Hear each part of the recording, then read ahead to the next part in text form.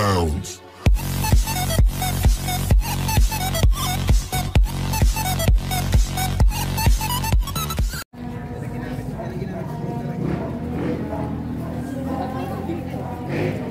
Kaya na ginamit ko eh. Kesa mag-PNG ako isa-isa.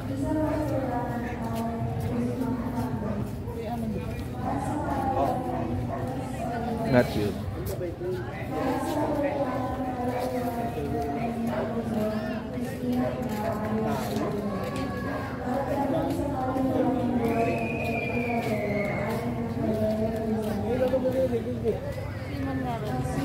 Dati yung...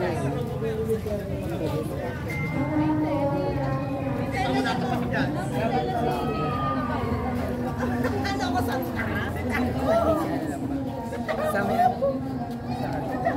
Display pang ano.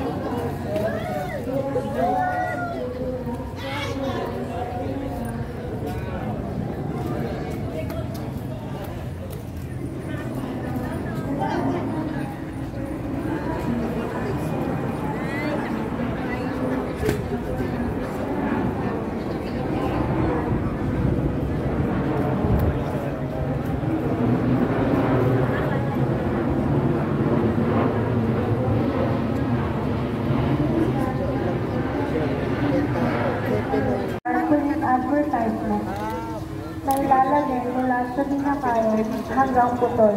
Ito po ay nagkakahalaga ng 1,000 pesos. Sa mga nais na makainta at makilahok sa Panginoon Dambana at Parokya ng Santa Maria Magdalena. Meron din po tayong karukaruhan processor na gaganapin sa ika-7 ng gabi. Maraming salamat po. Magsitayo po ay Shoutout! Sumayin na ang Panginoon at naway pagpalain kayo ng makapangyarihan at laging mapagmahal na Diyos, Ama, Anak, at Espiritu Santo.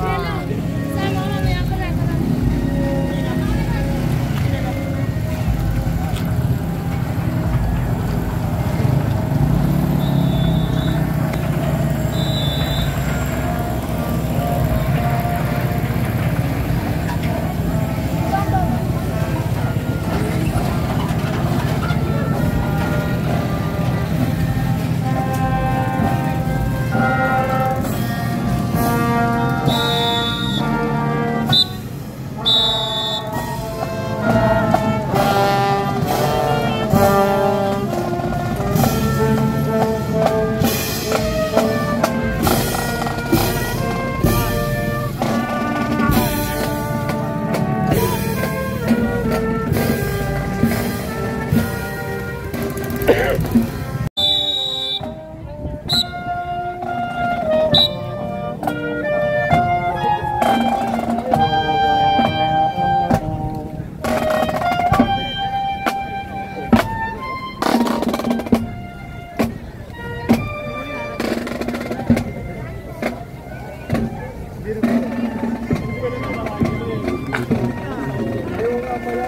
para sa mga bata upang kanilang maramdaman na sila ay mabahagi din sa paggunita ng Semana Santa sa ating dambana at parokya.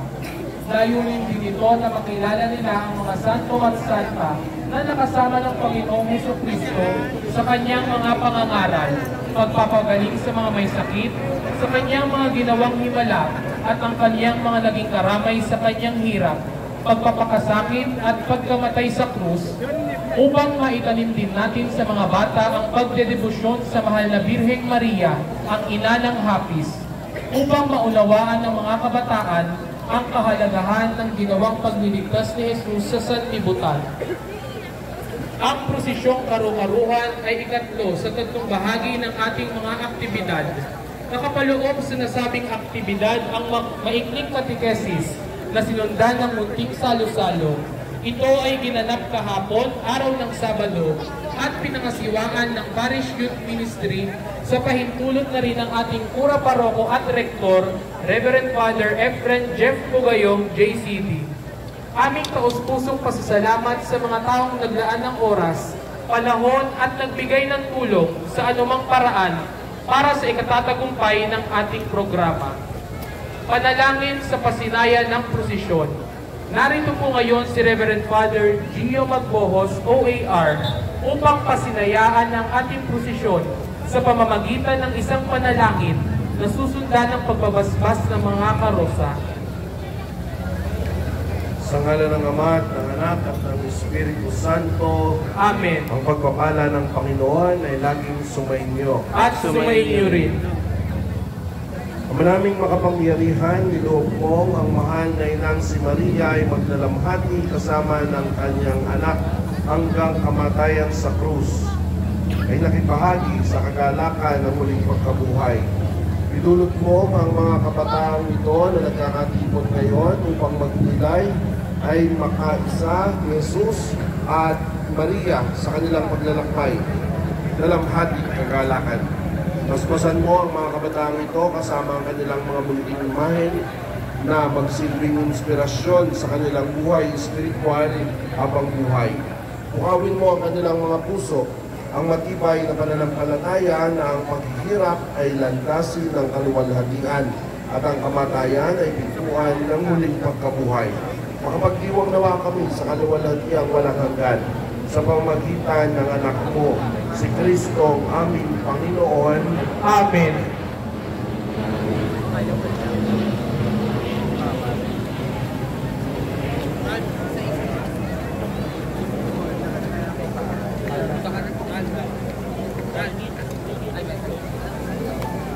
Ngayon po ay babasbasan na natin ang ating mga imahen.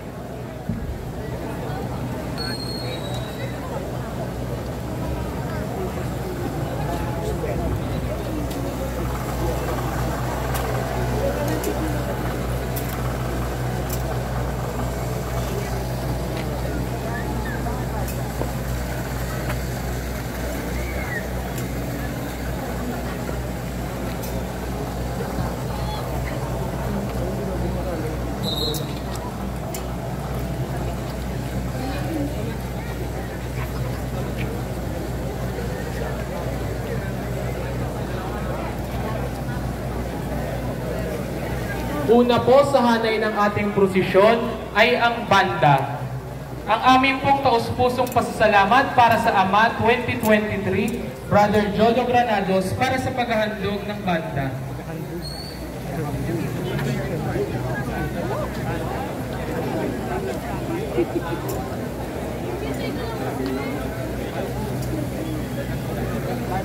Ikalawa po sa hanay ng ating prosesyon, ang krus at ang seryales, pati na rin ang mga bandera, tama ng eskudo ng ating parokya. Ang aming pong pasasalamat sa Ministry of Altar Service.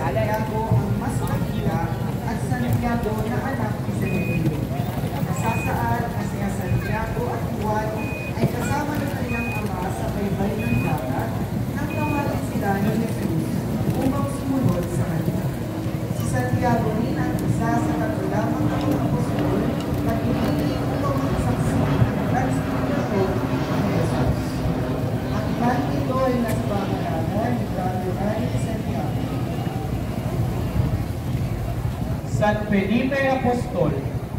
Ang paghayo ni Felipe kay Nathaniel tungkol kay Jesus, ang pinakaunang naitala niyang pagsunod bilang alagad ni Jesus. Si Felipe ang alagad na nagkasikaso sa halagang kailangan upang mapakain ang 5,000 tao. Pagkatapos ng huling hapunan, umiling si Felipe na ipakita sa kanila ni Jesus ang Ama, na sinagot ni Jesus na ang nakikita sa akin ay nakakakita na sa Ama. Ang imaheng ito po ay nasa pangangalaga ni Brother Sasuke Olpindo.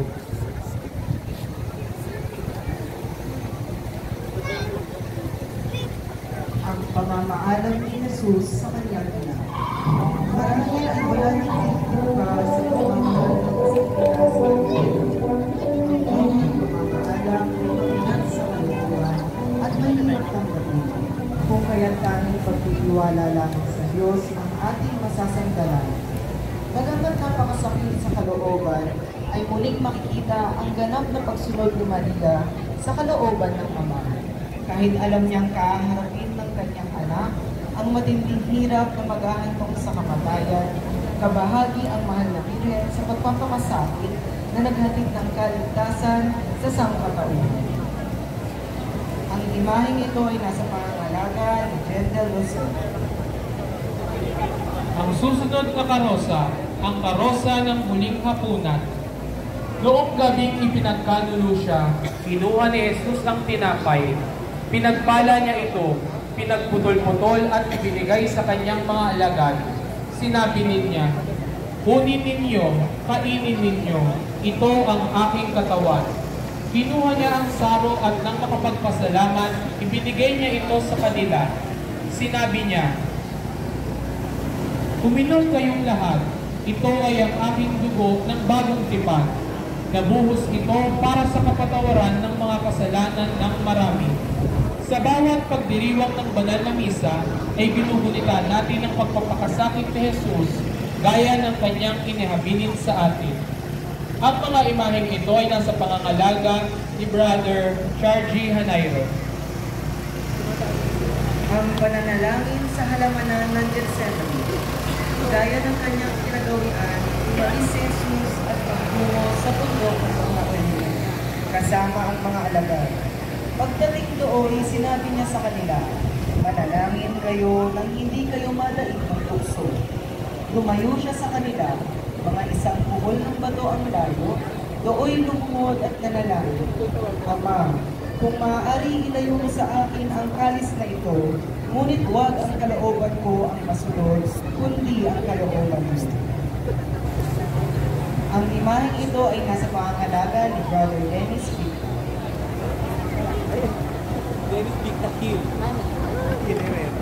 Senyor Cautivo, dinakip nga si Jesus at iginapos ng mga bantay na Hudyo at ng mga kawal na Romano na pinamumunuan ng isang kapitan.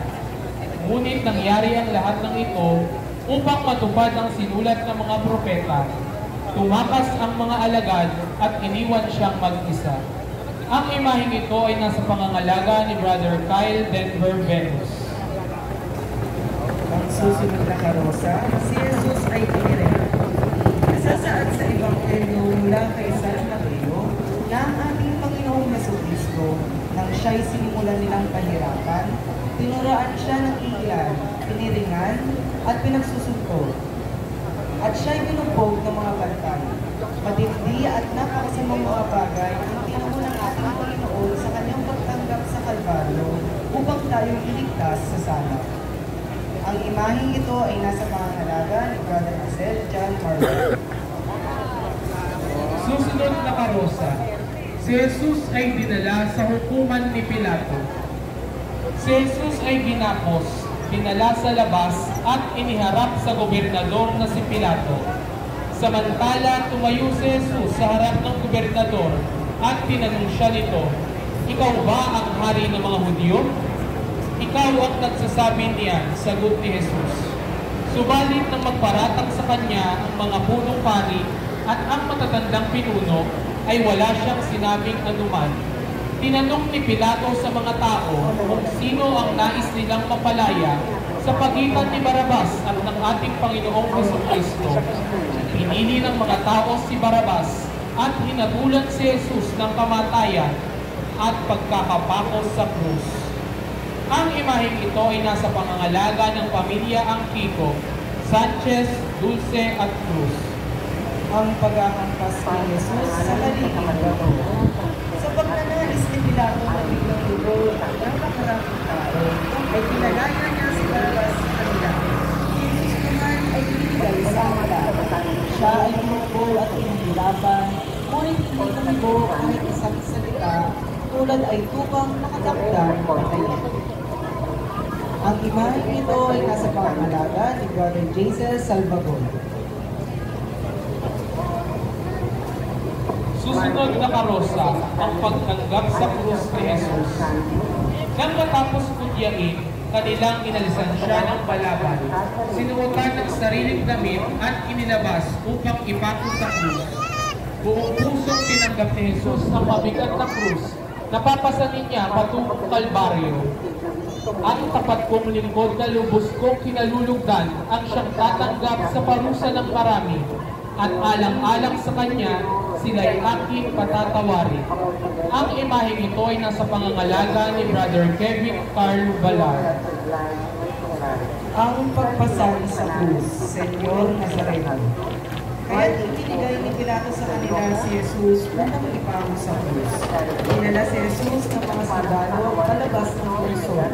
Pinapasan nila kay Jesus ang kanyang krus papunta sa lugar na tinatawag na lugar ng buhok, na sa wikang Hebreo ay Golgotha. Ang imaheng ito ay nasa pangangalaga ni Sister Daisy Bianca Vera. Susunod na karosa, nasa lubong ni Jesus ang kanyang ina. Dalhin natin kung gaano katindi ang hirap ng kalubobang kasalubong ng ina ang kanyang anak na sugatan at pinahihirapan. Bagamat malinaw kay Maria ang daan na tatahakin ni Jesus, siya man ay nagdurusa rin sa pagpapakasakit ng kanyang anak. Si Maria ay tagasunod ni Kristo kahit nasa daan ng kahirapan. Kabahagi siya sa paghihirap at pagpapakasakit ni Hesus Kristo. Ang imaheng ito po ay nasa pangangalaga ni Brother John Morris Monton. Ang susunod na karosa, ang ikalawang pagkadapa ni Jesus. Pagbulay-bulay ito, kaluluwa. Kung bakit niya ay naparatang muli. Ang kanyang mga paa ay sugatan, ang kanyang mga binti ay nangangatay, at ang kanyang mga balulat ay mga sugal dahil sa bigat ng krus. Sa kasamaan ng daan, siya'y napatid at nadapa sa lupa. Ang imahe ito ay nasa pangangalaga ni Brother Jerome Paul. Ang susunod na karosa, Santa Veronica. Ayon sa tradisyon, habang si Jesus ay lumalakad sa may bayo at ang ay buwan at kausado. Si Veronica na isa sa mga nakasaksi ay kahit alam niya manganganib din ang kanyang buhay, ay lakas loob niyang nilapitan si Jesus at binigay ang kanyang hirap. Tinanggap ito ni Jesus at ibinunas sa kanyang muka. Ang imahe ng mukha ni Jesus ay nakatatak sa birang na ito. Sa kasalukuyan, ang naturang birang ay nakatago sa St. Peter's Basilica sa Roma. Ang imaheng ito po ay nasa pangangalaga ni Brother Dennis Pineda Victa. Ang susunod na karosa, ang pagkamatay ni Jesus sa krus. Nagdilim sa buong lupain, nagdusa ang tagapagligtas sa krus ng maraming oras. Sa wakas, hiniwalay ang kanyang espiritu sa kanyang katawan at namatay siya. Pagkamatay niya, pinagpira-piraso ng Diyos ang malalaking bato. Mahati sa dalawa ang tabing ng templo.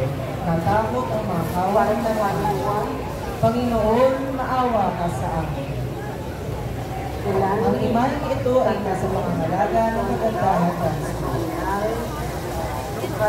San Dimas, ang mapalad na magnanakaw. Mula sa Ebanghelyo ni San Lucas, nang si Jesus ay nakapako na, siya ay nilalapastangan ng isa sa mga salarin na kabitin. Tumugon si Dimas, "Hindi ka ba natatakot sa Diyos? Iginawad sa atin ay yaong nararapat sa ating mga ginawa." At sinabi niya, "Jesus, alalahanin mo ako pagdating mo sa iyong kaharian." Sinagot siya ni Jesus, "Tunay kong sinasabi sa iyo, sa araw na ito ay makakasama kita sa paraiso." Ang imaheng ito ay nasa pangangalaga ni Brother Mark Joseph Ponce. Ang susunod na imahe, La Pieta. Ang kamatayan ay katapusan ng lahat ng paghihirap sa buhay na ito. Nang mamatay na si Jesus, ang kanyang bangkay ay binaba sa krus at inihanda sa pagtitipid. Muling nayakap ng ilang ina ang katawan ng kanyang pinakamamahal na anak na wala ng buhay. Bilang tagasunod at ina ni Jesus, si Maria ay lubos na nakaplas na ang puso'y pinaturukan ng patalim, ang sakit at hirap. Kaisa ng kanyang anak na si Jesus Cristo at naganap na ang pinila ni Propeta Simeon. Ang imaheng ito ay nasa pangangalaga ng pamilya San Miguel.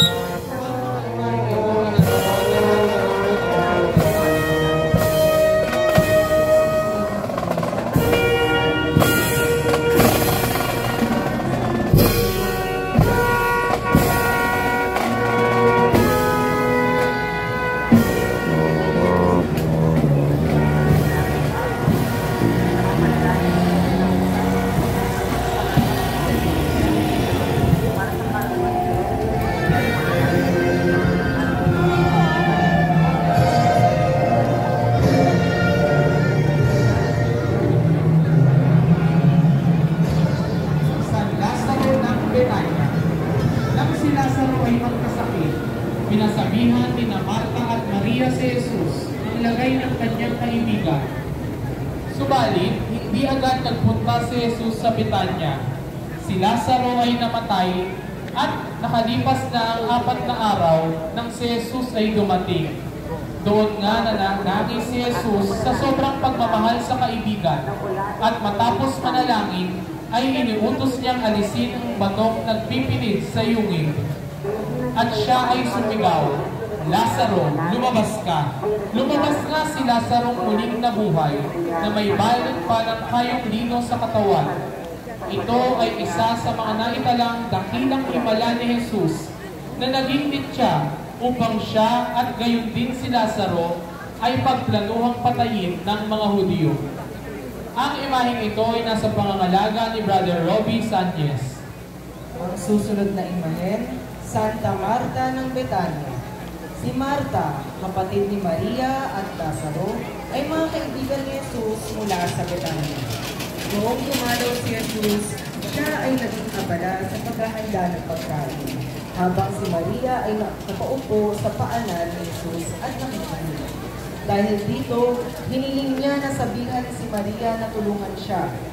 "Marta, ikaw ay nababalisa at nababagabag sa maraming bagay, subalit pinili ni Maria ang mabuting bahagi na hindi makukuha sa kanya." Ang imaheng ito ay nasa pangangalaga ni Brother Dennis Victor. Santa Maria ng Betanya. Si Maria ay kapatid ni Marta at Lazaro na taga Betanya. Nagpunta si Jesus sa tahanan ni Lazaro na matatanda ang kanyang muling binuhay upang doon maghapunan. Kumuha naman si Maria ng isang bote na mamahaling pabango galing sa katas ng dalisay na nardo at ibinuhos sa mga paa ni Jesus. Pagkatapos ay pinunasan niya ito ng kanyang buhok. Ang imaheng ito ay nasa pangangalaga ni Brother Edgar Camunggol. Santa Maria Jacobe. Si Maria Jacobe na asawa ni Cleopas ay isa sa 3 Maria na unang nakakita sa walang lamang libingan ni Jesus noong linggo ng pagkabuhay. Siya ang ina ni Santiago na kasama ni Maria Magdalena at Salome na nagpunta sa libingan upang lagyan ng pabango ang bangkay ni Jesus. Kabilang din siya sa mga babaeng nakatayo sa tabi ng krus ni Jesus, ang kanyang ina at ang kapatid nitong babae at sina Maria Magdalena. Ang imaheng ito ay nasa pangangalaga ni Brother Michael Riego at Brother Kim Tiran Dennis. Ang susunod na karosa, Santa Maria Magdalena. Pinaguri ang apostol ng mga apostoles sapagkat siya ang nagbalita sa mga apostoles na si Jesus ay muling nabuhay. Kaya't si Maria Magdalena ay pumunta sa mga alagad ni Jesus at sinabi sa kanila, "Nakita ko ang Panginoon." Hindi iniwan ni Maria si Jesus sa pagpapakasakit nito. Naroon din ang maraming babae na nakatanaw sa malayo. Sila ay sumunod kay Jesus mula pa sa Galilea at naglingkod sa Kanya. Kabilang sa kanila si Maria Magdalena. Ang imahe nito po ay nasa pangangalaga ni Sister Magdalena Hanabahab at Dr. Emma Hanabahab. Silangan, alam Church Katanwan.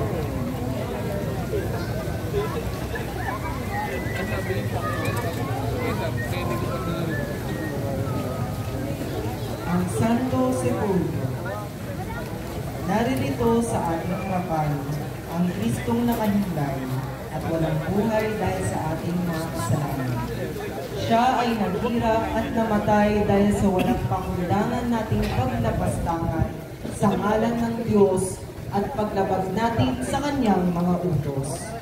Ang Diyos na piniling maging tao tulad natin hanggang sa kamatayan.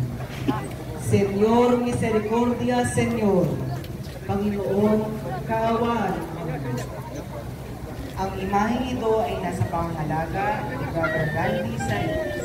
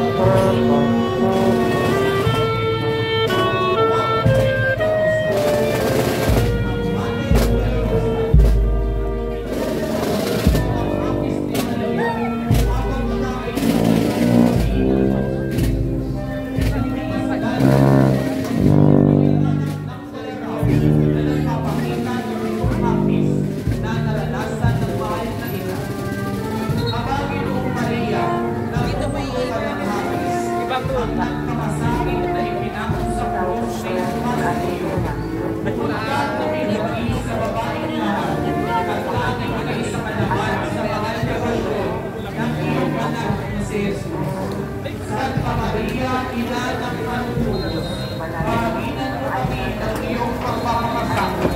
Ipanalangin mo kami ng ikaluran ng pagpapakasama.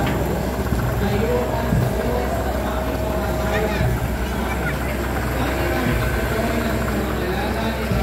Ang parokya ng Santa Maria Magdalena, ang aming pong taos-pusong pasasalamat para sa inyong suporta sa ministry ng kabataan.